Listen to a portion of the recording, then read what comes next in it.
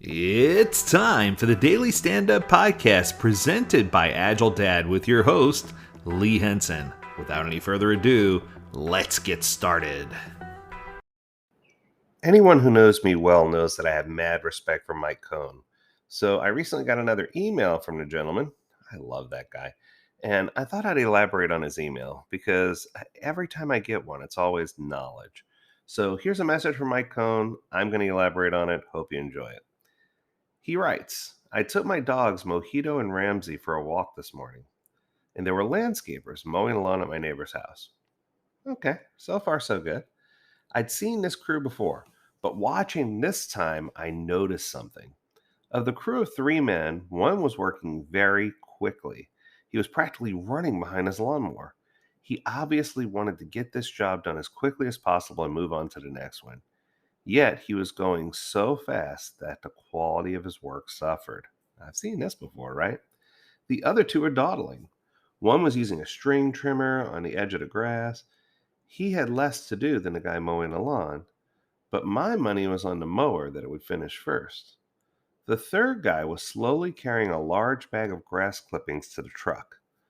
What struck me was how much more energy the first guy was putting into his work. Observing this reminded me of why I've never cared about anyone working overtime on teams I've led or coached. I want energy, not extra hours. Okay, I get that.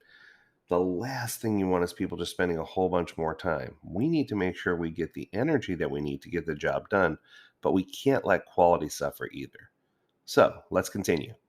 It says, if you own this landscaping company I observed, would you rather have an employee who works extra hours but doesn't get as much done per hour, or someone who puts extra energy into finishing quickly? The answer is clear to me. Logically, the next step is for leaders to help create energy in their employees rather than urging or forcing them to work longer hours or additional days, no overtime. This is such an important message. I've seen so many times where leadership comes in and they say, "Oh, well, we're running behind on this, so we're going to, schedule extra hours or, and even now at work from home, I've seen people working 10, 12, 14 hours a day. It's crazy. One would think that work from home means, oh, I can adjust my schedule, but that's not what it means at all. Working from home means that we have more time to quickly get things done around the house or to quickly run to the store or whatever. So we have more time to work. And that's not what we should be doing.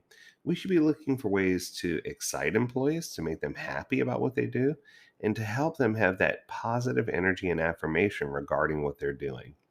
Now, I do want to emphasize that quality will suffer if you move faster than your body can control, right? So in this situation, you have to consider safety of the landscaper, you have to consider the weather outside and whether or not they're hydrated well.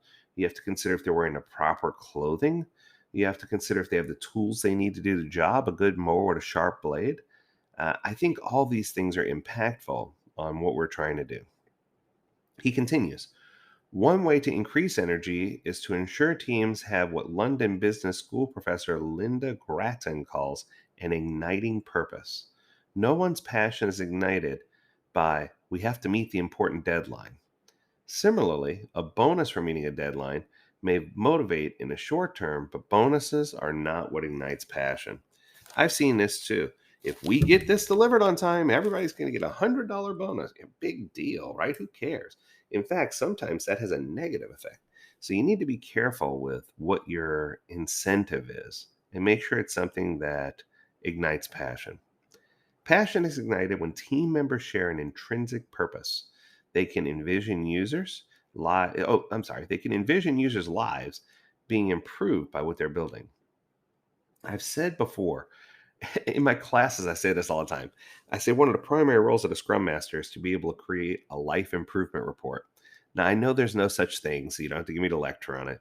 But if we could have some type of report that shows or measures what we're doing and how it improves other people's lives, that would be fantastic, right? They can envision users' lives being improved by what they're building. Returning to the landscapers, imagine a team building a new lawnmower.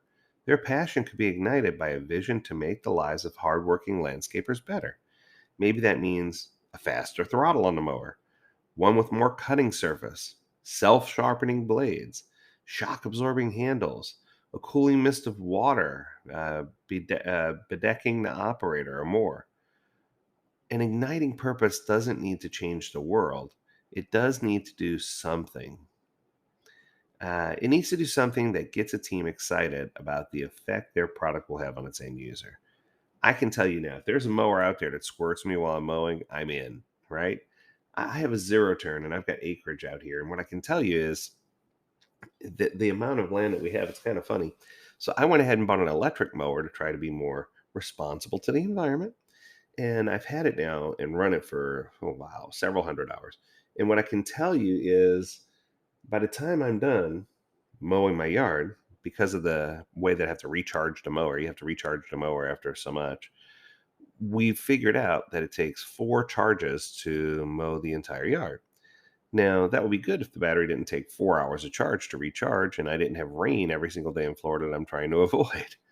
So, what I've discovered is that by the time I get finished with that fourth section, that fourth mow, the first section is very close to needing to be mowed again. So it makes it hard to get in all the trimming and the details and the things that I'd love to do, but it makes it so difficult because I feel like I'm constantly trying to play catch up. And if I don't do that and I don't keep up with it, then I discover that the lawn gets way too tall and it takes longer to cut. So either way, it's important for us to make sure we're maintaining quality and igniting purpose and coming up with ideas to make things better. So when leaders successfully help a team find an igniting purpose, team members will work more energetically. This can reduce the emphasis on mindlessly working overtime when there's a time crunch and result in a better work life balance, which will help the organization succeed with Agile and it'll help the individual succeed with life. I don't know how you do it, Mike, but every single time you come up with something that I find fascinating. So thanks for that. Thanks for giving us that uplifting message. That was awesome. If you have a topic you'd like for us to cover, feel free to reach out to us. Learn more at agiledad.com. We'd love to talk to you. As always, we encourage you to stay healthy, stay well, and stay agile, my friends. Until next time, do take care.